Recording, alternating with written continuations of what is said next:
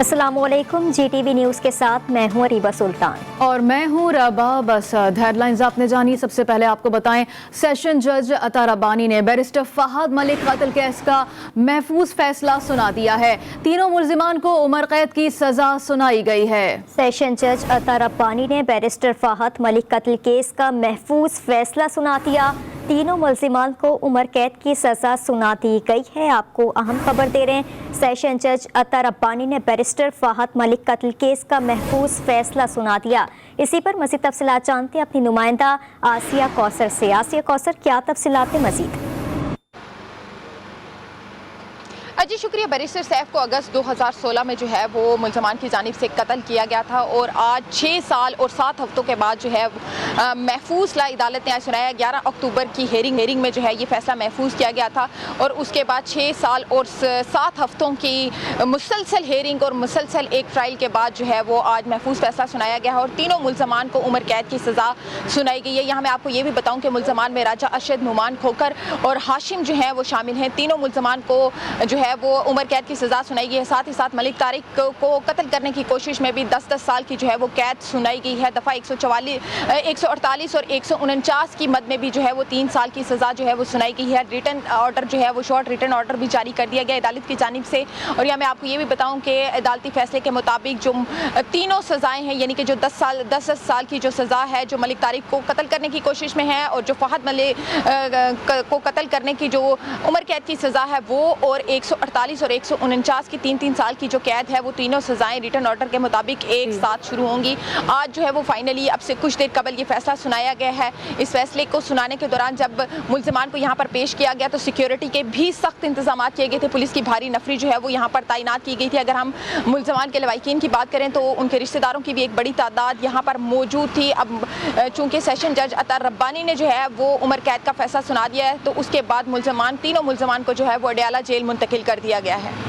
तीनों मुल्जिमान को अडियाला जेल मुंतकिल कर दिया गया है। तफसीलात से हमें आगाह कर रही थी GTV की नुमाइंदा आसिया कौसर। आपका बहुत शुक्रिया। तो दूसरी जानिब वज़ीर आज़म की एडवाइस पर सदर मुमलिकत डॉक्टर आरिफ अलवी ने रेकोडिक रेफरेंस सुप्रीम कोर्ट में दायर कर दिया। रेकोडिक रेफरेंस में अदालत उस्मा से गैर मुल्की कंपनी से मुआहदे से मुताल्लिक राय ली जाएगी।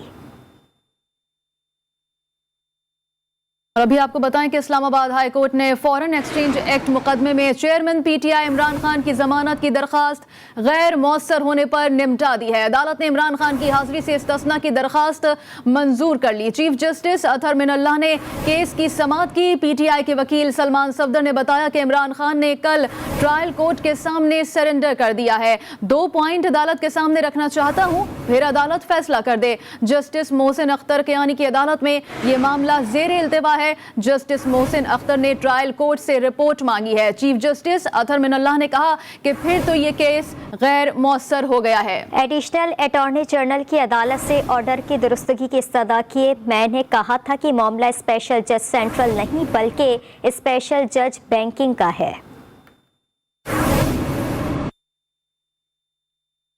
अभी अहम खबर से आपको आगाह करेंगे। सुप्रीम कोर्ट ने शाहजेब कत्ल केस के मुलजिम शाहरुख जतोई को बरी कर दिया है।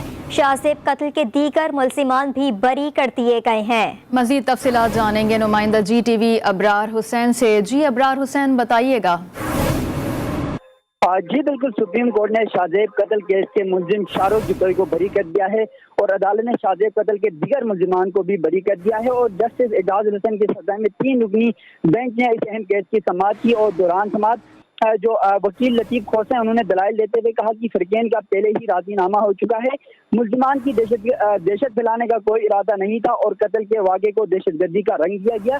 जबकि ट्रायल कोर्ट ने शाहरुख जतोई और नवाज सिराज तालपुर को सजाए मौत सुनाई थी। इसके अलावा नवाज सजाद गुलाम मुद्दा को उम्र कैद की सजा सुनाई गई थी और सिंध हाई कोर्ट ने ट्रायल कोर्ट का फैसला तब्दील करते हुए ATA के तहत 4 मुल्जिमान को उम्र कैद की सजा सुना दी थी।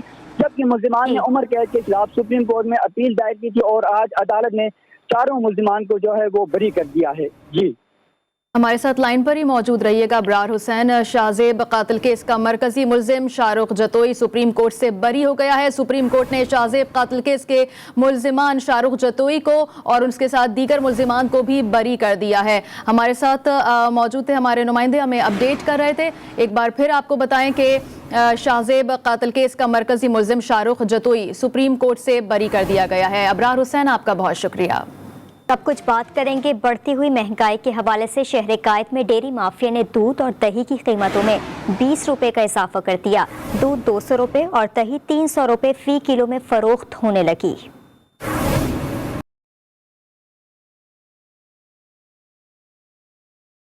कराची में डेयरी माफिया बेलगाम हो गई। डेयरी फार्मर्स ने दूध की कीमतों में मनमाना इजाफा कर दिया। दूध और दही की कीमतों में 20 रुपए फी किलो का इजाफा किया गया है, जिसके बाद दही 300 और दूध 200 रुपए में फरोख्त हो रहा है। शहरी इंतजामिया दूध की कीमतों में काबू पाने में मुकम्मल तौर पर नाकाम हो चुकी है और डेयरी फार्मर्स के हाथों यरगमाल बनी दिखाई देती है। दूध और दही की कीमतों में इजाफे ने महंगाई से परेशान शहरियों की मुश्किलात मजीद बढ़ा दी हैं। कीमतों में इजाफे के बाद गरीब और मुतवस्सित तबके के अफराद ने दूध और दही की खरीदारी कम कर दी है। तमाम जो ज़रूरियात ज़िंदगी है सब महंगी हुई, लेकिन हम क्या करें, मजबूर है, हम लेना पड़ता है अब इसको। अब क्या किया जाए, मुझे बताइए, कोई रास्ता नहीं है। बच्चे दूध नहीं पियेंगे तो क्या किया जाएगा। बहुत महंगा तो हो ही गया है, इतना तो होना चाहिए। बार बार बढ़ा ही रहे हैं वो लोग प्राइस। इतनी महंगाई है तो अल्लाह पूछेगा इनको। हमारा तो दिल जल रहा है सुन के। ये तो जुल्म है। 200 रुपए यकीन मानो। महंगा करने वालों को मैं बोलता हूँ जेल भेजना चाहिए एक हफ्ता, फिर ये सुधरेंगे, ऐसे नहीं सुधरेंगे। शहरियों ने मुतालबा किया है कि फौरी तौर पर डेयरी फार्मर्स के खिलाफ सख्त क्रैकडाउन किया जाए और दूध की सरकारी कीमत पर फरोख्त को यकीनी बनाकर हुकूमती रिट को चैलेंज करने वाले अनासिर को करार वाक़ई सजा दी जाए। और यूटिलिटी स्टोर्स पर लंबी लंबी कतारों ने खवातीन की मुश्किलात में मजीद इजाफा कर दिया है। महंगाई से सताई अवाम हुकूमत पर बरस पड़ी। कहा कि घंटों लाइनों में लगने के बावजूद भी आटा और घी नहीं मिलता। मज़ीद तफसीलात जानते हैं नुमाइंदा GTV समना कमाल से, जो इस वक्त यूटिलिटी स्टोर्स पर खवातीन के साथ ही मौजूद हैं। जी समना, बताइएगा क्या कहना है खवातीन का? जी बिल्कुल, अगर बढ़ती हुई महंगाई के हवाले से बात की जाए तो बढ़ती हुई महंगाई ने आम शहरी को परेशान कर दिया। शहरी जो हैं रिलीफ के लिए यूटिलिटी स्टोर्स का रुख करते हैं कि वहाँ से उन्हें सस्ती अशिया मिल जाए, लेकिन वहाँ भी आटा और घी ख़रीदने के लिए ख़वातीन की लंबी लंबी कतारें लग जाती हैं, जिसमें बुज़ुर्ग शामिल है जिन्हें कई मुश्किलात का सामना करना पड़ता है। लंबी लंबी कतारों में खड़े होने के बावजूद भी उनको ना आटा मिलता है ना घी मिलता है। हमारे साथ कुछ ख़वातीन मौजूद हैं, हम उनसे इस हवाले से बात करते हैं। इंतज़ामिया तो बिल्कुल ठीक हैं और ये है कि चीज़ों की मकदार बढ़ा दें। चीज़ें बहुत कम आ रही हैं और लोगों की जब बारी आती है तो तब घी भी ख़त्म हो जाता है, आटा भी ख़त्म हो जाता है, लोगों को खाली हाथ जाना पड़ता है। तो इसलिए कि ये आम किया जाए घी और ये आटा, ये हर एक की ज़रूरत है और ये आप मेहरबानी करें हर जगह पे इस यानी कि मिलना चाहिए, ऐसे लाइनों में नहीं लगना चाहिए। जी बिल्कुल, मेरे साथ ये ख़वातीन जो कई घंटों से कतारों में लगी हुई यूटिलिटी स्टोर्स पर, इनका यही कहना है कि जो हुकूमत है वो इसके लिए बरवक्त इक़दाम उठाए, मिक़दार को ज़्यादा करे ताकि आम शहरी के लिए आसानी हो और कतार पर यूँ खड़े हमें कई घंटों से ना रहना पड़े। जी, खबरों के सिलसिले को मजीद आगे बढ़ाएंगे और आपको बताएं कि ऑस्ट्रेलिया ने इसराइल को झटका दे दिया। ऑस्ट्रेलिया ने यरूशलेम को इसराइल का दारुल हुकूमत तस्लीम करने का फैसला वापस ले लिया है। ऑस्ट्रेलवी वजीर खारजा पेनी वोंग ने एक प्रेस कॉन्फ्रेंस में कहा कि ऑस्ट्रेलिया इसराइल से अपने देरीना ताल्लुकात को बहुत अहमियत देता है। इसराइल दारुल हुकूमत को तस्लीम करने का फैसला गुज़िश्ता मॉरिसन हुकूमत ने सियासी फ़ायदे के लिए किया था। न्यूज़ बुलेटिन से फिलहाल इतना ही। मज़ीद खबरों और अपडेट्स के लिए आप देखते रहिए GTV न्यूज़।